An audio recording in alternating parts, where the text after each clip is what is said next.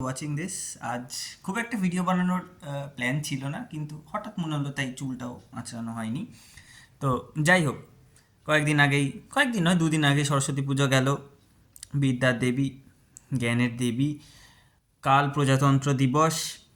এবং আমার মনে হয় বাঙালি হিসাবে কিংবা একজন ভারতীয় নাগরিক হিসাবে কোথাও না কোথাও হয়তো গিয়ে আমাদের এই এই যে আমরা এত ধুম করে সরস্বতী পুজো পালন করলাম, আর কি রীতিমতো অষ্টমী মনে হচ্ছিল। তো যাই হোক, সব কিছু মাথায় রেখে যদি একটু যা জ্ঞান, যা মা সরস্বতীর আশীর্বাদে আমরা লাভ করেছি বা হয়তো আগামী দিনে করব, সেইটা দিয়ে একটু নিজের হয়ে দাঁড়াতে শিখুন।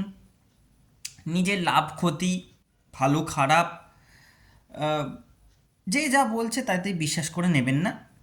একটু যাচাই করে নিন, একটু বুঝুন যে কে কী দিচ্ছে, দিচ্ছে তো কেন দিচ্ছে। কারণ অন্তত এইটুকুনি বুঝতে তো হয়তো পারেন যে কেউ যদি আপনাকে কিছু দেয়, সেটা ফ্রিতে তো দেয় না।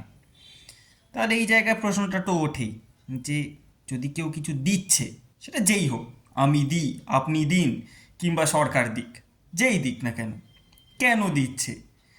তো হ্যাঁ, এটা একটু মাথায় রেখে তারপর নিজের সমর্থনটাকে একটু বিবেক বিবেচনা করে দেখুন।